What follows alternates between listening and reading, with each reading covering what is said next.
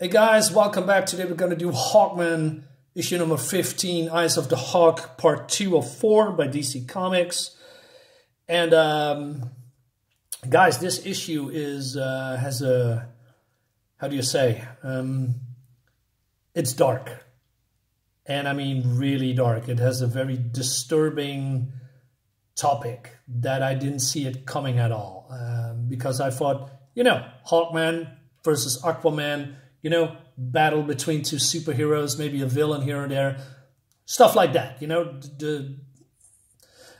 But well, they're gonna have a fight, spoiler, but there's also some other things in here. So let's dive in. We start here with this guy, and he's making some tea, and there's a kid here hanging on the wall. He's being really friendly, but then he murders him and he's laughing about it. But then he says, oh, first guest here is a little early. So he disposes of the corpse and he cleans himself up. And so the other guy here, well, as you can see, green, you know, glove, you know who it is.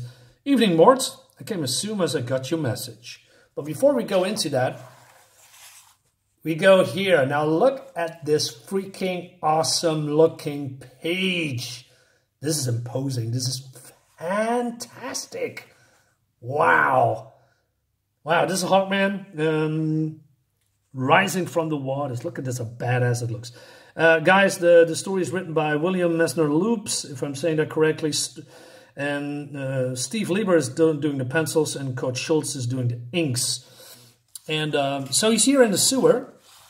And then immediately is getting shot at by, I don't know, some guns, traps coming out of nowhere. And he uses his graviton pistol to dispose of them. And because the graviton pistol can go through anything as long as it doesn't have a shield. Well, as you can see, it doesn't. But he is not out of the water yet. And because there's also walls closing in. And he barely escapes. Now, small thing here that I found interesting. He says, no charge left in the pistol. It'll take a full week to recharge. And I don't have a thing after time. And then he says, the walls. Okay.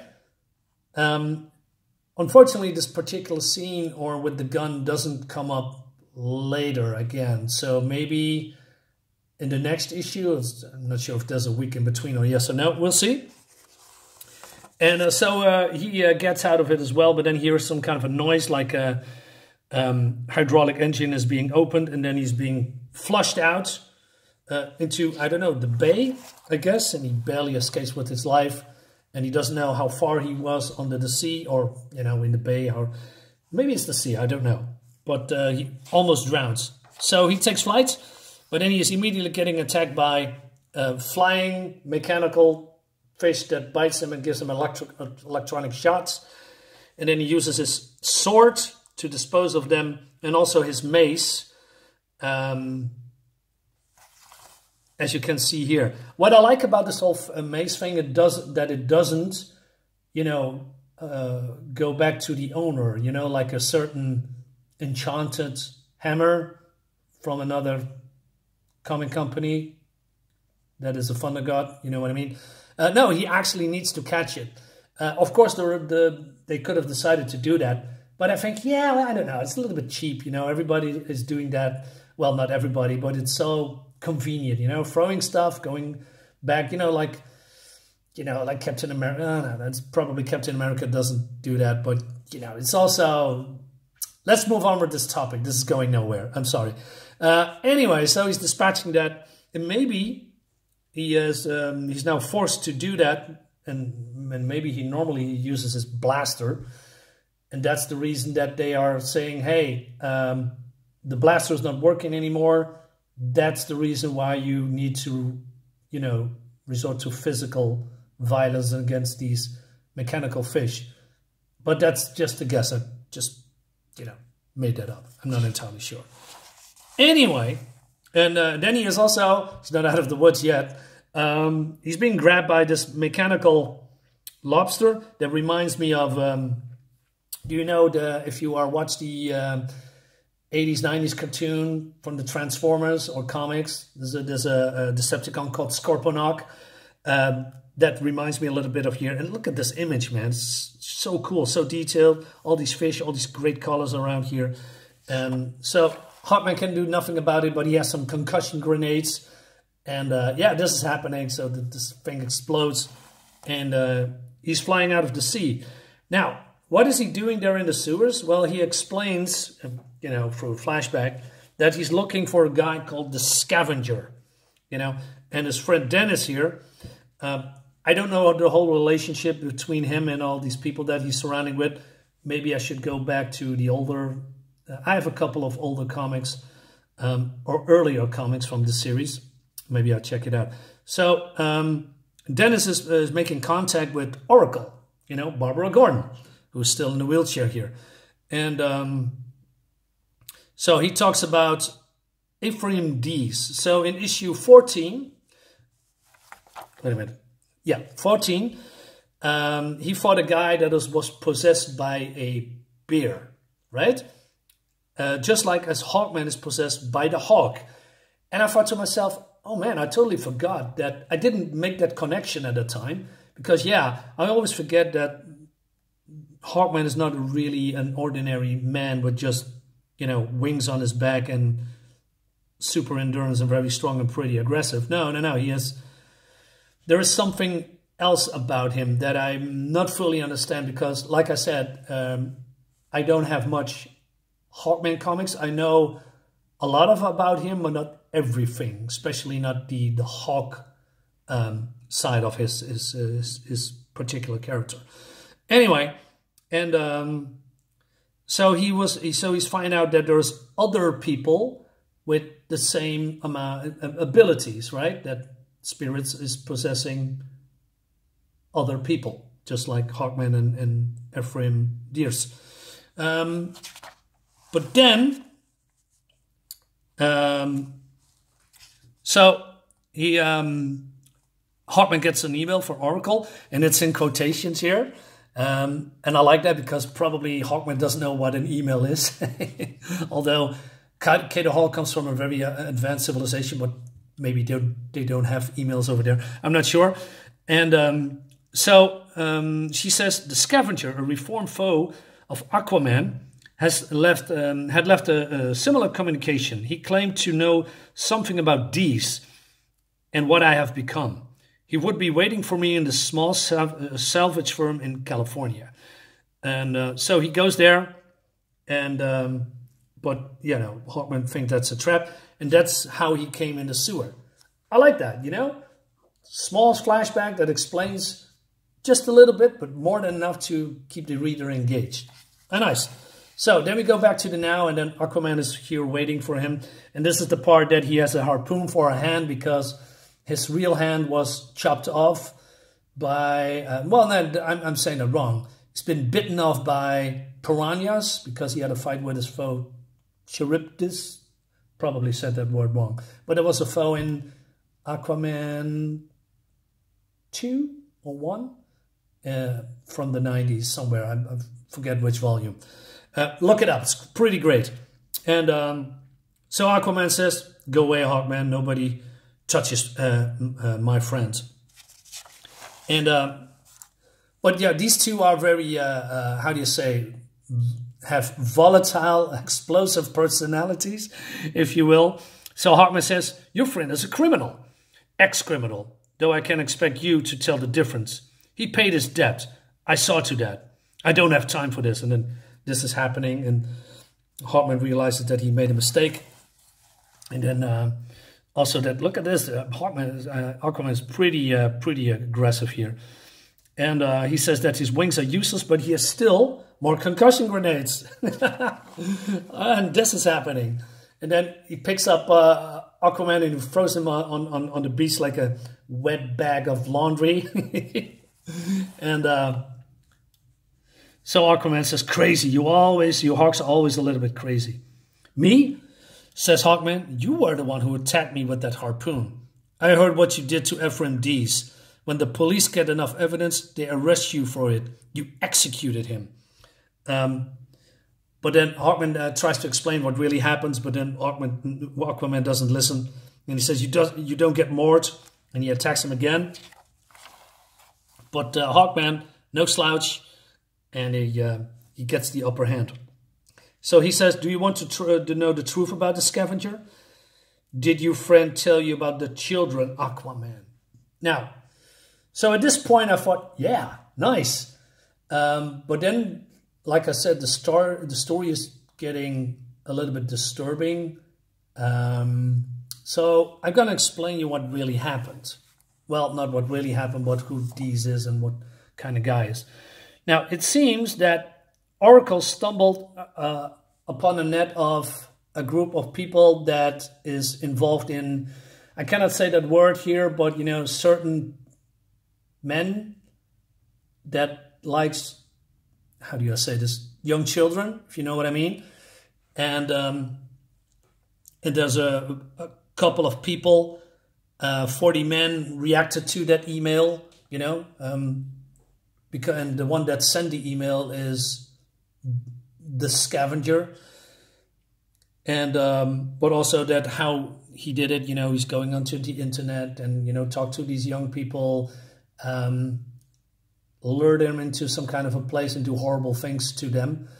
And they're also being shamed, make videotapes about it, selling to the highest bidders, you know, on the internet, stuff like that.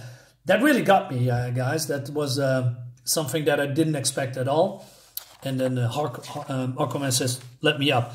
So they're going to the scavenger, and he says, hey, are you really this Barracuda? So Barracuda was probably his nickname on the internet or something. Or he has two aliases, I'm not sure. And he doesn't even deny that. He says, I got urges just like everybody else. And I teach these kids what the real world is like. Anyway, it's a private thing between me and the kids, you know. You know I'm right, Hawkman. On your home world, I'm willing to bet what I do is even a crime. And then this is happening. That's true. It wasn't. I was a little bit shocked about that this conversation was going in this direction. But then Hawkman says, all that mattered on Thanagar was power. The strong. The strong were allowed to prey on the weak. Monsters like you weren't punished. But we are not on Thanagar. And I learned that some crimes should be universal. This is more of a pure world here. Everyone is allowed to control of their own bodies. So you will pay for your crimes. I also like this how do you say? This is not a real physical manifestation of lightning, but more like the artist tried to show the reader that Hawkman's pretty pissed off. But it seems that this Barracuda guy is not really impressed. He says, hey, you got no proof. Besides, you of all people should know about our power. And I thought to myself, what do you mean, our power? And then I forgot about it. This guy has the power of a Barracuda. So what does that mean? So let me explain. You and I are avatars. Somehow the spirit and the powers of an animal entered into us, making us more than we are, stronger, more alive. You know that feeling, Hawkman. As the avatar of the Barracuda, I can swim through the computer nets like a shark among minnows, feeding when I want. I can also swim through the brain currents of people. Do you really think any jail could hold me? And then Aquaman says, hey, you need to stop. You're going to jail. And he says, you haven't been listening, have you, Arthur? I'm not the same man anymore. So then this is happening. So he uses his power to, I don't know, give Hawkman some kind of an aneurysm or something. And he says, I'm better. But then he wants to do the same trick to Hawkman. But that doesn't work. And he doesn't understand that. And he says, surprise. And then he's ramming his face into the computer. But not only that. So it says here, I hold him down until I smell his flesh cook. Until I feel his head explode, swell, and until I feel his head swell and explode, and longer. Just brutal. So and Aquaman is getting to it. He's getting up. He said, "What the hell was that?" So Hawkman goes, through, everything, getting these videotapes, burning them, but also says, Oracle said there are as many as 40 replies greet a vulnerable message. Talking about that pedo thing. How do you tell lonely, desperate children to be careful of new, smiling friends without having them to fear everyone? How do you stop men like Peter Mortimer, Barracuda? How do you stop them all? But then, so I like this image. But then we see I believe the evil guy watching them, and he says, again, the Hawk triumphs, how distressing. However, the victory was somewhat easy. The Barracuda should have known our mental powers have no effect on other avatars. That's why Hawkman was not infected or affected. Probably that's the better word. So far, I have led Hawkman to the bear and the Barracuda, and he has destroyed them. They were competitors for the final prize, so no tears for them still. I should be more careful. If Hawkman learns enough about us, he might end up my partner in the great conflict. And that would never do, a grand joke, but that would never do. All right, guys, this is pretty heavy topic. Anyway, I didn't expect it at all. So yeah, you know what I like about 90s comics, except that I think that the writing is way better and more structured, and I like the art also more because detail, etc. There's also let me rephrase that. They tackle more heavy topics that you don't see in modern comics anymore, like what is happening here, right? But also, war stories, Vietnam War, and also like drugs and drug addiction. There was a time that when Green Arrow has a partner called Red Arrow, I believe his Arsenal now in the Teen Titans, or maybe his name has changed again, I don't know. But he was a drug addict, and they made comics about that, So in this time, 80s and 90s, there was more heavy topics that needs to be out there. And that is what you don't see in modern comics anymore, because everything is so made sensitive, quote unquote. It's not really sensitive. I think we should highlight this way more in a very mature, structured way, instead of, throwing the words isms and phobes around that has absolutely no meanings anymore today, because, they throw it around like it's candy. And well, this is more, hey, look, we made a comic and we have some heavy topics. Maybe you should think about that, right? And they leave it here. They don't bat you over the head with it. It's just, here it is. Now, think about it. I like that a lot. Guys, let me know what you think about this. Leave a comment. Subscribe to my channel, all that jazz. And I see you next time for more comics. Bye-bye.